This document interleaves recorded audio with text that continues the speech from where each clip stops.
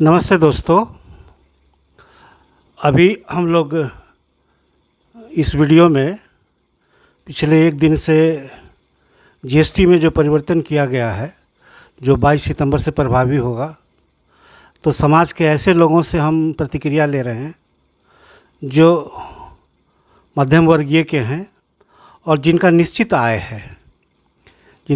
आय है। इससे उनके जीवन पे या उनके अर्थतंत्र पे क्या प्रभाव पड़ेगा, पहला प्रश्न ये होगा मेरा। दूसरा प्रश्न है कि सरकार ने ये निर्णय जो लिया, इसके पीछे क्या कारण उनको समझ में आता है। राजनीतिक है, सामाजिक है या आर्थिक सुधार है, या क्या रीज़न रहा होगा सरकार को ये निर्णय लेने के लिए जो अचानक ये निर्णय हुआ है। कोई इसकी बजट में कोई चर्चा नहीं थी और 15 अगस्त के पहले कोई चर्चा नहीं थी। तो सरकार 15 अगस्त को घोषणा किया कि दिवाली के समय ये घोषणा किया जाएगा, लेकिन समय से पहले जो अचानक 19 दिन के अंदर ही फैसला लिया गया, इसके पीछे क्या कारण समझते हैं। मूल प्रश्न मेरा ये है कि एक मध्यम वर्गीय परिवार जिसका एक निश्चित आय है, उसका इसके बारे में क्या प्रभाव पड़ेगा। पहला प्रश्न मेरा ये होगा। आप बद्रीनाथ झा को सुनेंगे। मेरे वीडियो में आपने इनको पहले भी देखा है। ये बैंक के एक रिटायर्ड अधिकारी हैं और मुझे लगता है कि इस विषय पे इनकी जानकारी होगी और आप इनके विचारों को सुनें।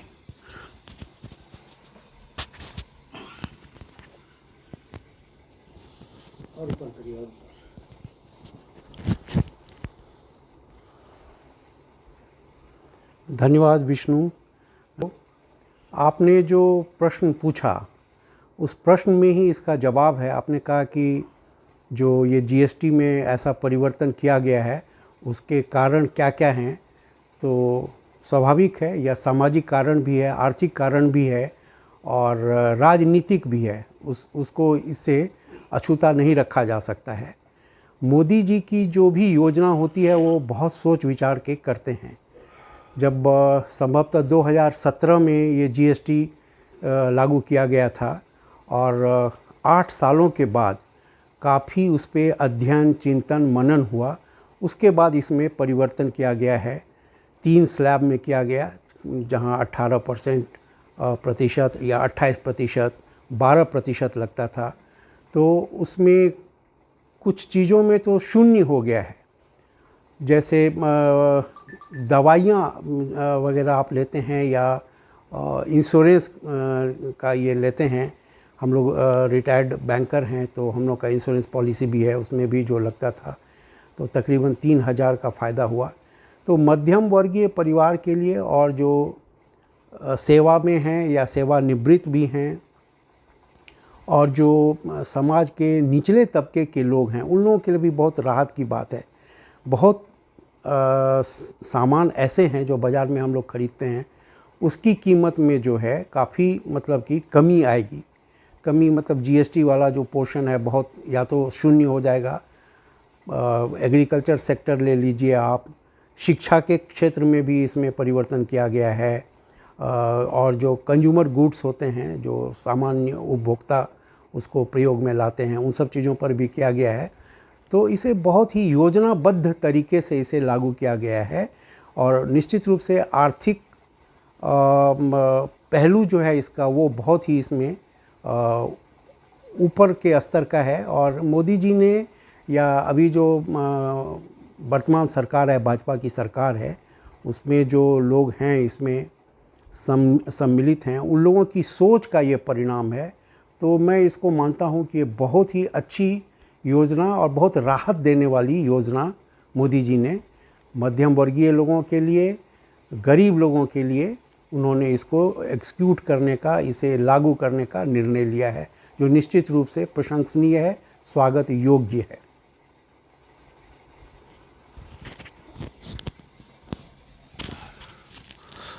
मेरा मूल प्रश्न था आज, आपके जीवन में आप कितने रुपए का राहत महसूस करिएगा ओवरऑल, और दूसरा प्रश्न कि मेरा व्यक्तिगत राय है कि हिंदुस्तान के इतिहास में 2 सफलतम वित्त मंत्रियों का नाम आएगा। एक नरसिम्हा राव के मंत्रालय में फाइनेंस मिनिस्टर के रूप में डॉक्टर मनमोहन सिंह का नाम आएगा, क्योंकि जो लिबरलाइजेशन हुआ और जो मार्केट ओपन किया गया, ठीक है वो मजबूरी में लिया गया था, क्योंकि वर्ल्ड ट्रेड एग्रीमेंट में आपको साइन करना था, आपके कनपट्टी पे बंदूक रख के वो करना पड़ा, वो सरकार की इच्छा नहीं थी, लेकिन उसका लाभ आम जनता को मिला। ऑप्शन बहुत खुला, नौकरियां बहुत मिली, इसका लाभ हुआ। वित्त मंत्री के रूप में सफलतम देश में पहला वित्त मंत्री हम उन्हीं को मानते हैं। दूसरा, सब कोई इस पूरे प्रकरण में मोदी जी का गुणगान कर रहे हैं, लेकिन मुझे दूसरा नाम हम बोलने को मजबूर हैं, डॉक्टर निर्मला सीतारमण का। मैं सेकंड सक्सेसफुल फाइनेंस मिनिस्टर के रूप में निर्मला सीतारमण जी का नाम लेना चाहूँगा। क्यों कि पिछले साल तक 7.5 लाख रुपया तक का आपको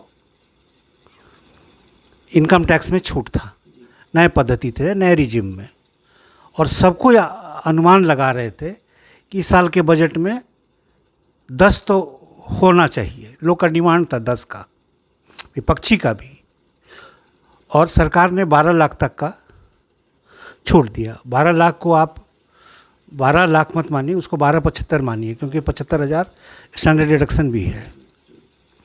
तो सफलतम वित्त मंत्री का भी नाम इसमें लेना चाहेंगे हम। और मोदी सरकार का या अभी वर्तमान सरकार का ये तो पता लग गया लोगों को कि जो काम ये करते हैं उसका अरेंजमेंट वो पैसे का कर लेते हैं। फाइनेंशियल लॉस 12 लाख में भी होगा गवर्नमेंट को, और ये जो जीएसटी घटेगा इससे भी 40 लाख करोड़ का रेवेन्यू लॉस बोलते हैं, उसमें 20 लाख केंद्र का होगा और 20 लाख में राज्य सरकार होगा, जैसा कल इंटरव्यू में निर्मला सीतारमण जी ने कहा है। और दूसरा प्रश्न ये है कि ये प्रश्न कितना भी स्पष्टीकरण आ रहा है सरकार की तरफ से, वित्त मंत्री की तरफ से, लेकिन मन के लोग में ये शंका है कि ये बेनिफिट ट्रांसफ़र होगा कि नहीं होगा, और उपभोक्ता इसको कैसे ग्रहण करेगा। और जैसे एक एग्जांपल मैंने कल के वार्तालाप में कहा था कि सीमेंट को 28 से 18% के स्लैब में ला दिया गया। हो सकता है 15 सितंबर को सीमेंट कंपनी वाले प्रति बैग में 40 रुपया की वृद्धि कर दें, तो जो एक्चुअल बेनिफिट है वो ट्रांसफ़र नहीं होगा। सरकार बोलती है कि मेरे पास मैकेनिज़्म है, सारे इंडस्ट्री से बात हुए हैं। और कल स्पेसिफिक एक सवाल के जवाब में डॉक्टर निर्मला सीतारमण ने कहा कि इंश्योरेंस सेक्टर में जितने सरकार के हेल्थ इंश्योरेंस करने वाला, लाइफ इंश्योरेंस करने वाले कंपनी है, उन्होंने सरकार को इंश्योरेंस दिया है कि ये उन्होंने आश्वासन दिया है कि हम अपना प्रीमियम नहीं बढ़ाएंगे। लेकिन हेल्थ इंश्योरेंस के क्षेत्र में और इंश्योरेंस के क्षेत्र में आज के डेट में प्राइवेट प्लेयर्स भी बहुत सारे हैं। तो मेरा व्यक्तिगत विचार है कि यदि सरकारी संस्था जो इंश्योरेंस की है, बीमा कंपनियां हैं जो हेल्थ इंश्योरेंस करती है या लाइफ इंश्योरेंस भी करती हैं, वो लोग अपना यदि सर्विस सुधार दें और प्रीमियम अपना नहीं बढ़ाएं, और उसके अगेंस्ट में प्राइवेट इंश्योरेंस कंपनी अपना यदि प्रीमियम बढ़ाते हैं, तो सरकारी इंश्योरेंस कंपनी को इससे लाभ होगा। तो आप इसके बारे में क्या सोचते हैं? जो पूछा कि हमारे ऊपर इसका क्या प्रभाव पड़ेगा, तो निश्चित रूप से पड़ेगा। हम लोग जैसे इंश्योरेंस ही लेते हैं, तो उसमें जैसा अभी आपने बातचीत के क्रम में बताया भी था कि 3,000 रुपये का शुद्ध मतलब कि मुनाफा उसको कह लीजिए या कम, जो हम लोग एक मिनिमम लेते हैं उसमें 21,000 कुछ रुपये का प्रीमियम आता है, वो 18,000 पे आ जाएगा। तो ये फ़ायदा होगा। चाहे बाज़ार में और भी सामान, जैसे मैं अपनी व्यक्तिगत बात बता रहा हूँ, मुझे जैसे शॉपिंग वगैरह करने का बहुत ये रहता है, तो ऐसे कपड़े वगैरह जो अगर ख़रीदूँगा तो उसकी भी कीमत में काफ़ी कमी आएगी। ये एक बात जो आपने कही, वित्त मंत्री ठीक है नरसिम्हा राव जी ने किया और निर्मला सीतारमण मैडम ने भी किया है, लेकिन विष्णु मेरा ये मानना है कि नेतृत्व का इसमें बहुत बड़ा सबल पक्ष होता है।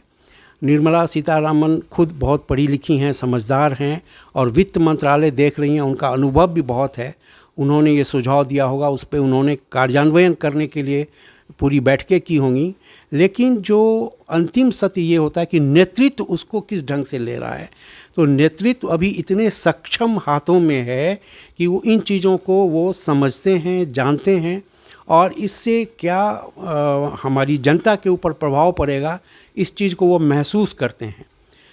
तो मेरा ये मानना है कि निर्मला सीतारामन जी को क्रेडिट मिलना चाहिए, लेकिन ये टीम में सरकार चलती है तो उसमें हर एक व्यक्ति का अपना योगदान होता है। व्यक्ति से मेरा मतलब है मंत्रियों का, कैबिनेट में जो भी लोग हैं और जो सरकारी तंत्र के तहत जो लोग काम करते हैं, जितने आईएएस होते हैं, आईएफएस होते हैं, आईपीएस होते हैं, जो उच्च पद पे रहते हैं, जो मंत्रालय के अधिकारी होते हैं, उनका भी बहुत बड़ा योगदान होता है। लेकिन नेतृत्व सबसे ऊपर आता है और ऐसे सशक्त नेतृत्व में आप हमेशा अपेक्षा रखेंगे कि वो जनता के हित में ही निर्णय, और मोदी जी के अभी जितने भी एक्टिविटीज़ हैं, जो क्रियाकलाप हैं, आप देखे होंगे कि वो जनता के हक में और हित में।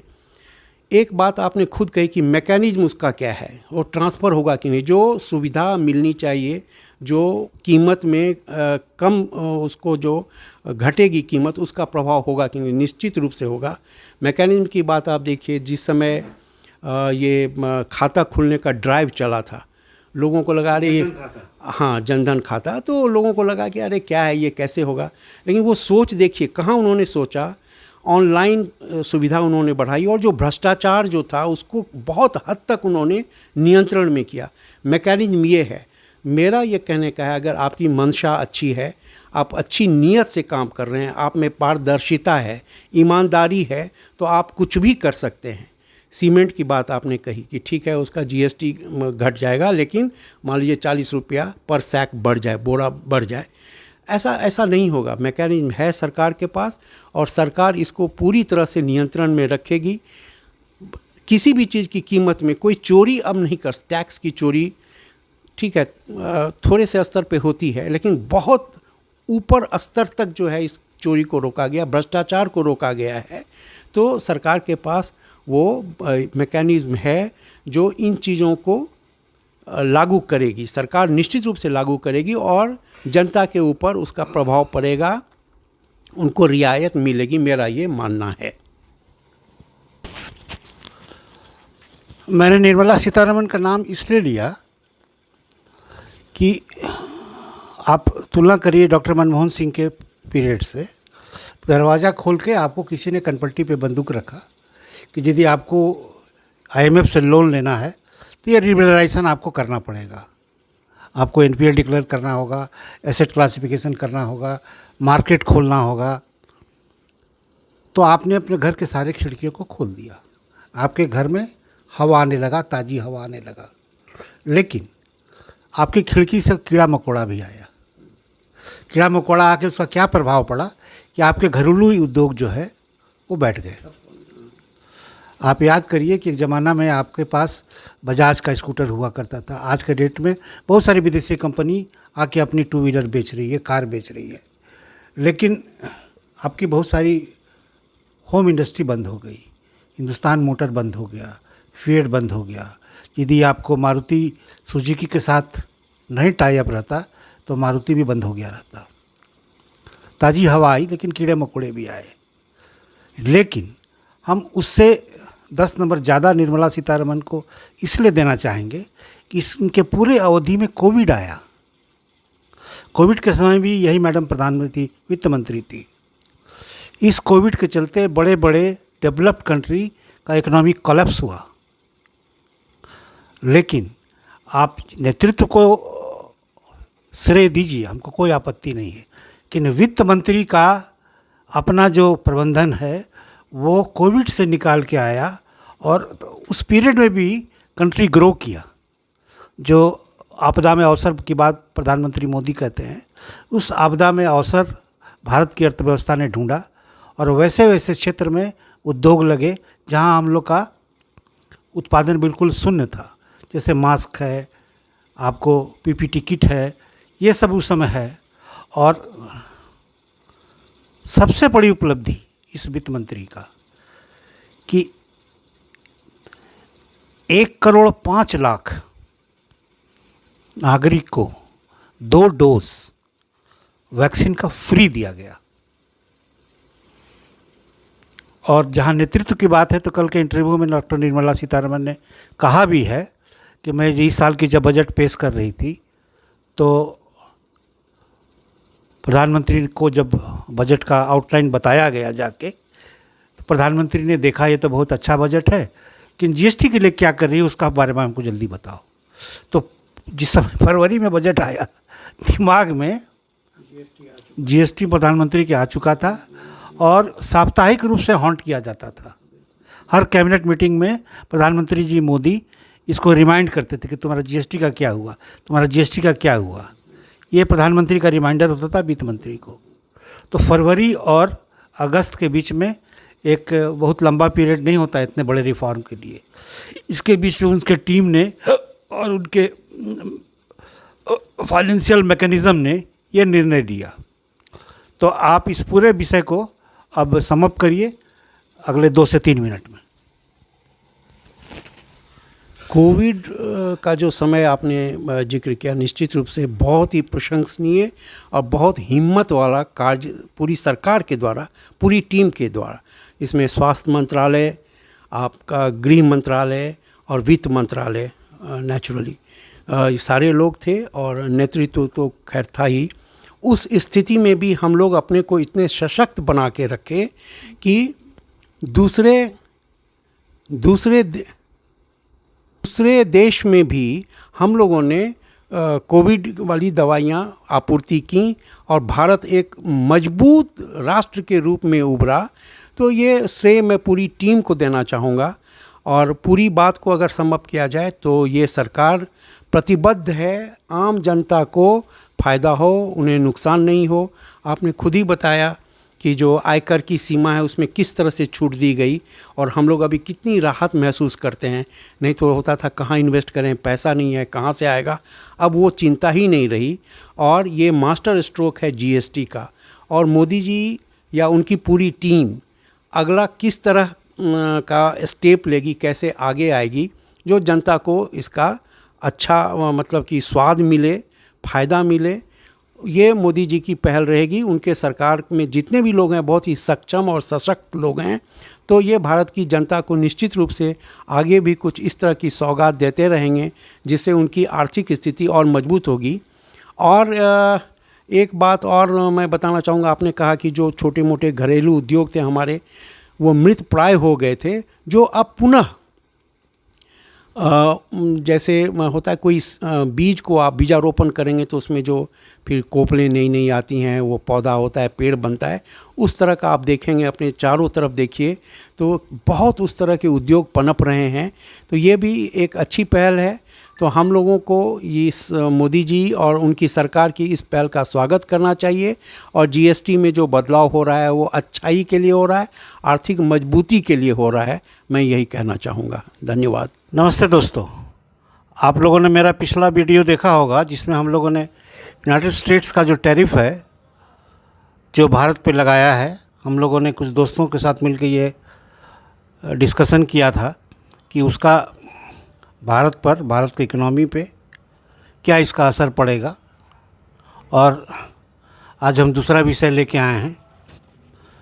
आपको याद होगा कि 15 अगस्त को लाल किले से देश के प्रधानमंत्री श्री नरेंद्र मोदी जी ने त्योहारों के अवसर पर डबल धमाका देने का कुछ घोषणा किया था।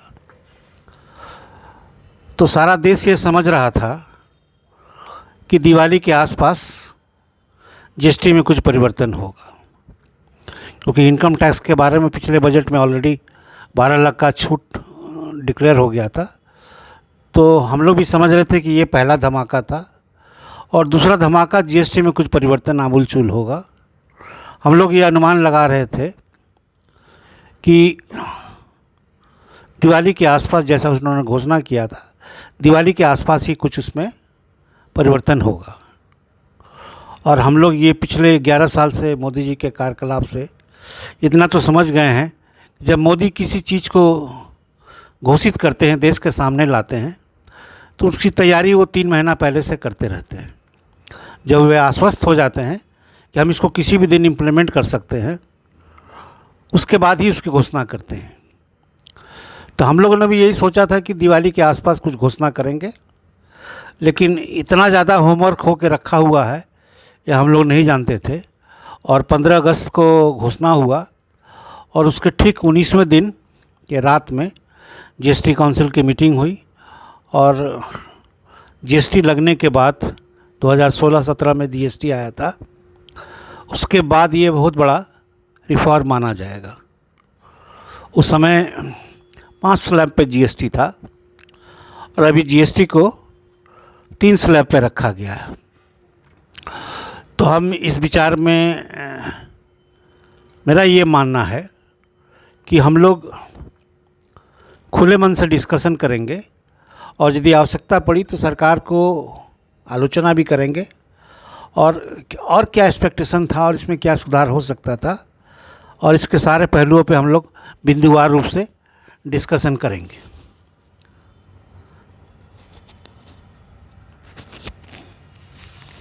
गोपाल जी से आप लोग परिचित हैं, हम लोग पहले भी किसी सारे मुद्दों पर डिस्कशन किए हैं। गोपाल जी, आप ये बताइए कि आपने क्या उम्मीद किया था कि ये जीएसटी का रिफॉर्म कब तक आएगा प्रधानमंत्री की घोषणा के बाद से?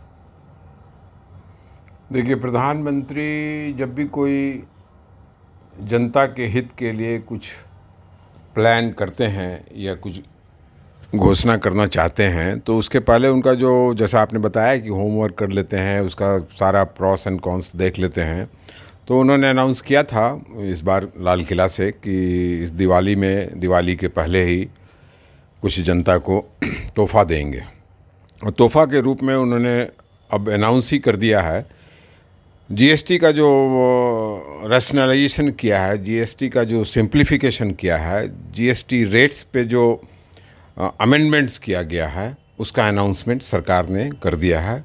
वैसे इसका एग्जीक्यूशन जो है सो इसी मंथ सितंबर में 22 तारीख से शायद लागू होगा, ऐसा अनुमान है।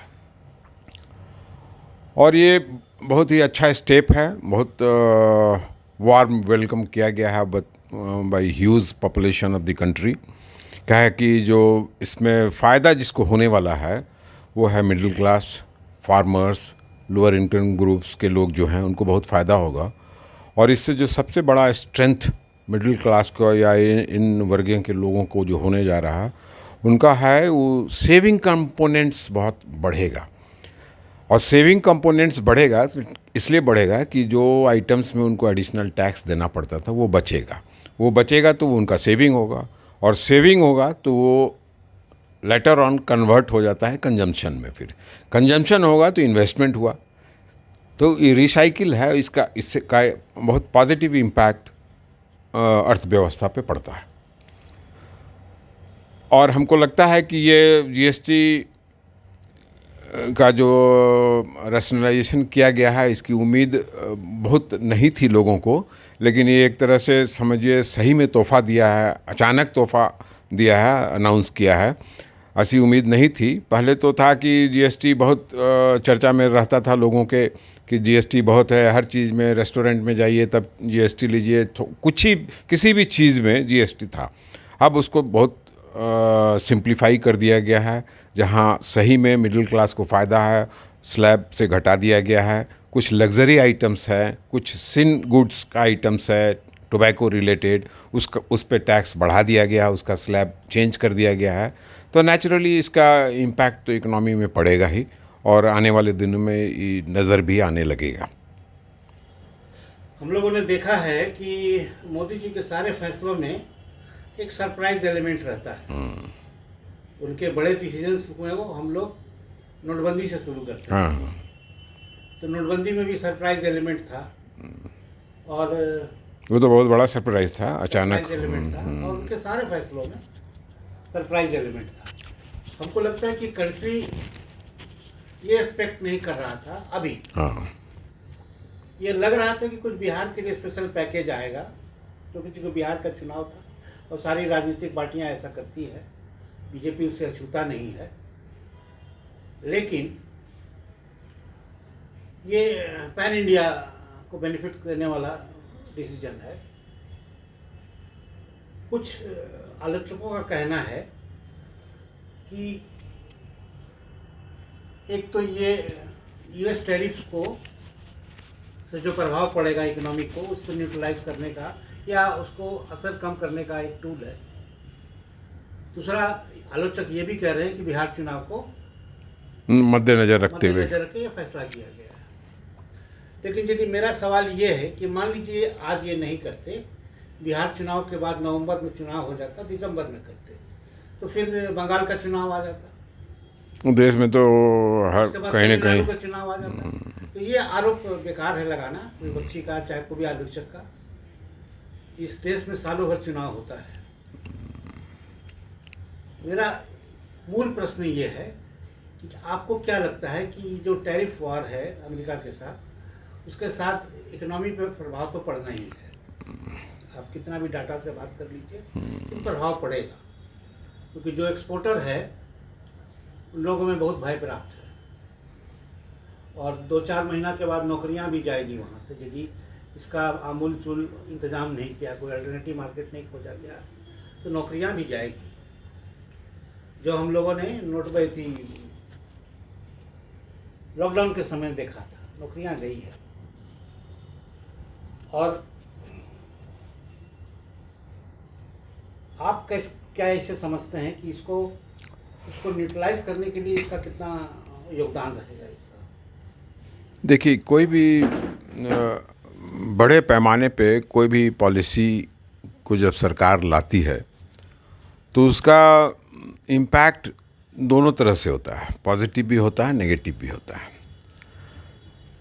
जीएसटी का जो इम्पैक्ट होगा वो पॉजिटिव ज़रूर होगा, लेकिन इसमें कुछ नेगेटिव एलिमेंट्स भी हैं। जैसे जो इंडस्ट्रीज़ पे इसका इम्पैक्ट पड़ा है, जैसे टेक्सटाइल वगैरह हुआ, उस पे अभी तो कहीं कहीं न्यूज़ में आ रहा है कि सूरत में और जहाँ जहाँ टेक्सटाइल मिल सब हैं वहाँ जो प्रोडक्शंस का ऑर्डर था उसको कर्टेल कर दिया गया है। वहाँ ये भी लोगों में, एम्प्लॉइज़ में भय है उस कंपनीज़ में कि मेरी नौकरी चली जाएगी। अब इसको कैसे न्यूट्रलाइज सरकार करेगी, इस पर कोई साफ सुथरा या कोई स्पष्ट पॉलिसी अभी सरकार लाई भी नहीं है और न इसके बारे में बोल रही है। लेकिन इतना ज़रूर है कि सरकार इससे अनअवेयर है, ऐसा नहीं है। जब आम जनता समझ रही है कि इसका इम्पैक्ट नेगेटिव है, तो जहाँ जहाँ इसका इम्पैक्ट नेगेटिव है उसको सरकार तो समझ ही रही है, और उसको कैसे वो न्यूट्रलाइज करेगी कि वो जो बर्डन है कैसे कम हो। एकदम तो कम करना मुश्किल है, लेकिन कम कैसे किया जाएगा उसका हो सकता है कि मोदी जी एंड जो इकोनॉमिक टीम है, उनका जो सलाहकार टीम है, वो कुछ इस पे स्टडी कर रहा होगा, कुछ प्रिपरेशन कर रहा होगा, डाटा कलेक्शन कर रहा होगा कि कितने ऐसे कंपनीज़ हैं जहाँ पर प्रोडक्शन अफेक्ट कर रहा है, एम्प्लॉइज़ को डर है, तो उस पर ज़रूर सरकार सोच रही है। और हमको लगता है कि इसमें कोई अच्छा सुधार जरूर करेंगे प्रधानमंत्री और फाइनेंस मिनिस्टर मिलकर। मेरा मूल प्रश्न था गोपाल जी आपसे, तो हम लोग जीएसटी में कम किए हैं इसको, उस लॉस को ये कितना परसेंट इकोनॉमिक बूम होने से या इंटरनल मार्केट में ज़्यादा परचेजिंग होने से, आप क्या सोचते हैं कितना परसेंट ये न्यूट्रलाइज होगा? देखिए, परचेजिंग पावर कंट्री में होगा तो डोमेस्टिक बाइंग होगा ना। ये तो इंटरनेशनल टैरिफ जो लगाया गया है वो आपके एक्सपोर्ट पे लगाया गया है, तो आपका कंजम्पशन बढ़ेगा ज़रूर, तो उसका डोमेस्टिक इकोनॉमी में ग्रोथ होगा ज़रूर इंडस्ट्रीज़ में। लेकिन टैरिफ को कैसे न्यूट्रलाइज करेगा ये अभी तुरंत समझना बहुत आसान नहीं होगा, लेकिन इसका कुछ पॉजिटिव इम्पैक्ट हमको लगता है कि 5 से 10% में ज़रूर इसका बर्डन को कम करेगा। आपके इंडियन इंडस्ट्री को सपोर्ट करेगा। इंडियन इंडस्ट्रीज को सपोर्ट करेगा। मुझे जो लगता है कि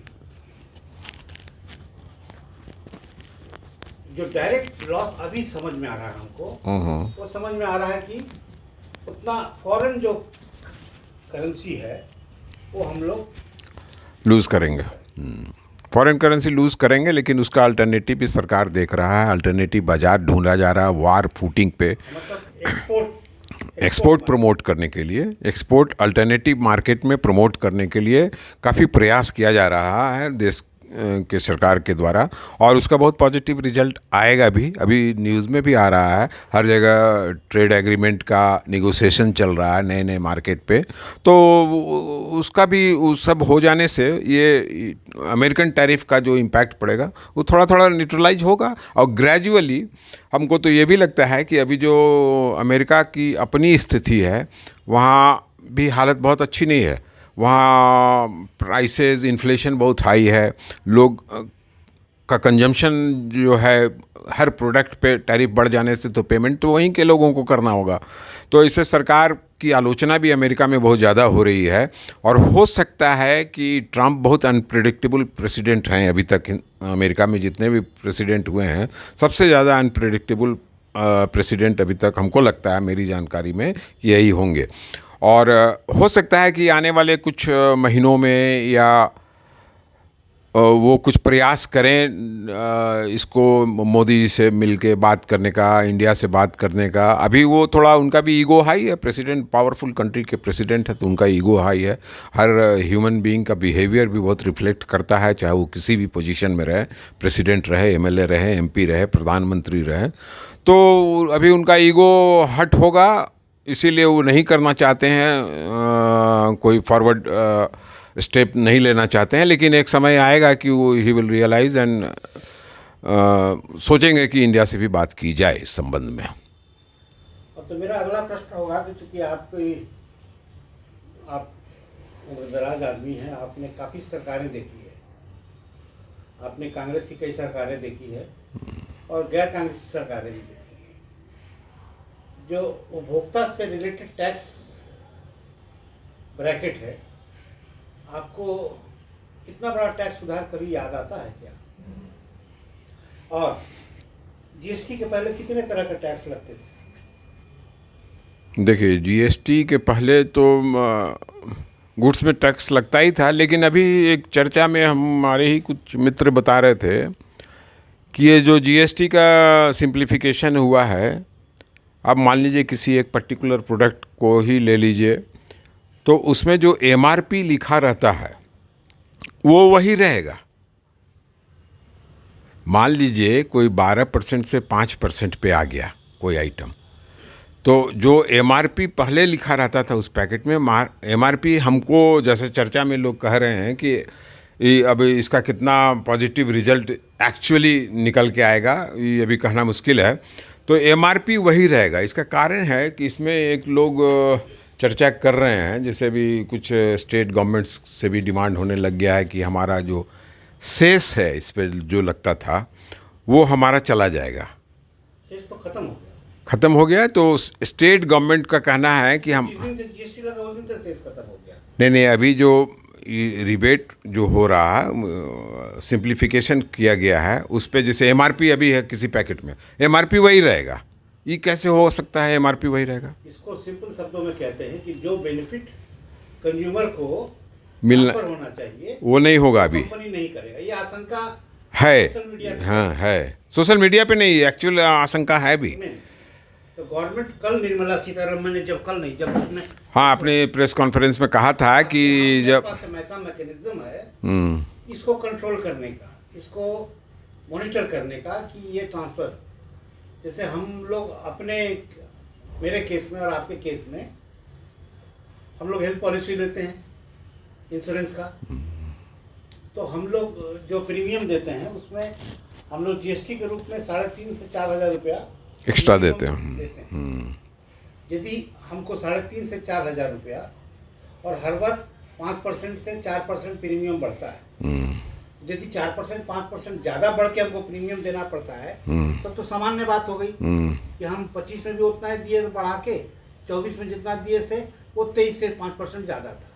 तो मान लीजिए 25 में हमने जो प्रीमियम दिया और 26 में जो हम पेमेंट करेंगे उसमें 4 से 5% तक यदि बढ़ोतरी हो रहा है तो समझ में आता है, और हमको 3,500-4,000 रुपया इन्हें नहीं आओ अगले साल कम लगना चाहिए। लेकिन यदि ये नहीं ट्रांसफ़र होता है तो गवर्नमेंट के पास मैकेनिज्म सोशल मीडिया है ना। नहीं सोशल मीडिया मैकेनिज्म नहीं ना होता है हाँ। एक तो उपभोक्ता का चीज़ है ना। मान लीजिए मैंने नहीं, हमको एक चीज़ आप बताइए, चर्चा ऐसा चूंकि है, हम लोग कर रहे मैगी हैं। का एक पैकेट हम 20 रुपये में खरीदे थे 5 सितंबर को, और 26 सितंबर को भी यदि हमको 20 रुपये में मिलेगा तो मेरा माथा ठनकेगा ना। ठीक है, तो हम 5 सितंबर का बिल निकालेंगे और 25 सितंबर का बिल निकालेंगे और दोनों का फोटो ट्वीट करेंगे फाइनेंस मिनिस्टर को। तो आपको क्या लगता है इसका इम्पैक्ट नहीं पड़ेगा? नहीं इसका इम्पैक्ट पड़ेगा विष्णु जी, लेकिन क्या है ना कि क्या ये पॉसिबल है? क्या हर प्रोडक्ट का आप प्रीवियस बिल निकालिएगा 22 उससे एग्जांपल दिया। नहीं ये पॉसिबल नहीं। देखिए सोशल मीडिया के थ्रू इसका सॉल्यूशन नहीं निकलेगा। सीतारमन जी जो बताए हैं बात, वो बहुत गहरी अध्ययन का विषय है, बहुत साधारण आदमी उसको समझ नहीं पाया। वो कुछ ये भी बोले हैं कि जब तक till the loan is not liquidated, what does it mean? Till the loan is not liquidated, the benefit of tax rebate will not be transferred to the consumer, ultimate consumer. Which loan? That nobody knows, but आप समझ नहीं रहे। इसमें बात मेरा कहना है कि मैंने एक सामान बनाया 5 रुपये का, हम 2 रुपया उसमें प्रॉफिट रखे 7 रुपये में बेच रहे हैं और 5 रुपया पे हम जीएसटी दे रहे हैं उसको 12%। ठीक है, तो जीएसटी यदि हम हटा दिए तुम्हारे प्रॉफिट में तो कोई फर्क नहीं पड़ता है। तुमको तो उस 2 रुपये का प्रॉफिट से ही लोन रिपे करना है। आप जो हमसे लेकिन सामान टैक्स हटने के बाद कम प्राइस में मिले तब ना, वही कंज्यूमर ट्रांसफर इसी को बोलते हैं। हाँ। अब इसमें आशंका ये है कि सीमेंट में 28 से 18 हो गया। हाँ। ठीक है, 15 सितंबर को सारा सीमेंट कंपनी 40 रुपया पर बैग बढ़ा दिया। हाँ। सीमेंट का दाम बढ़ा दिया। तो आपको क्या लगता है कि इतना बड़ा गवर्नमेंट का मशीनरी है जो नहीं देखेगा कि 40 रुपया बैग का दाम बढ़ा दिया? उसको सरकार कुछ नहीं बोलेगा। इसीलिए it's too early to say anything कि इसमें एक्चुअल बेनिफिट जनरल पब्लिक को होगा कि नहीं। ये जब तक ये इम्प्लीमेंट नहीं हो जाए और प्रोडक्ट्स का जो प्राइस प्रिंटेड रहता है पैकेट्स में, या जैसे आपने कहा सीमेंट पे, तो सीमेंट जब आप खरीदने जाइए और पता चले कि पहले क्या प्राइस था और आज क्या प्राइस में मिल रहा है, तब पता चलेगा कि जो ठीक है कंपनी, सीमेंट कंपनी को अपना प्रॉफिट में नुकसान नहीं हुआ, लेकिन जो जीएसटी वो कलेक्ट कर रहा था आपसे वो अब नहीं मिल रहा है, लेकिन प्राइस में कमी हुआ कि नहीं, वही तो देखना हो। तो ये 22 तारीख के बाद 22 तारीख के बाद ही चलेगा पता। फाइनेंशियल डिबेट में हम सुन रहे थे कि कार डीलर को बैठाया था, तो उसमें ये ओपिनियन आया कि कल से ही वॉक इन फुटफॉल जो होता था शोरूम में वो 50% घट गया कार का, और जो 50% आ भी रहा है वो रेडी टू यदि डिलीवर कार भी है तो नहीं ले रहा है। क्यों? इसीलिए कुछ हो रहा कि 22 के बाद लेंगे। 22 के बाद लेंगे तो नेचुरल है कि अगर बहुत मेरे भी एक में 22 के बाद वो लेगा। हाँ। और उसको मान लीजिए 35,000 का रिबेट उसको समझ में आ रहा है। हाँ। और उसको 35,000 कम नहीं लगेगा तो उसका कार कौन खरीदेगा? सिमिलरली मेरे भी एक मित्र हैं, वो 2 व्हीलर खरीदने वाले हैं, अभी पोस्टपोन कर दिए हैं कि 22 तारीख के बाद खरीदेंगे। तो नेचुरल है कि 22 तारीख के बाद एक्चुअल बेनिफिट कंज्यूमर को क्या मिलेगा पता चलेगा, तभी जीएसटी का जो सिंप्लीफिकेशन हुआ है, इसका जो रैशनलाइजेशन हुआ है, उसकी सही तस्वीर सामने आएगी। कुल मिला के आप इस फैसले को कैसे देखते हैं? नहीं, फैसला बहुत सराहनीय है और ये जनता के हक में है। अब बस इसका एग्जीक्यूशन जो है सो जनता के हित में रखते हुए ही करना चाहिए, सरकार से यही उम्मीद भी है। धन्यवाद।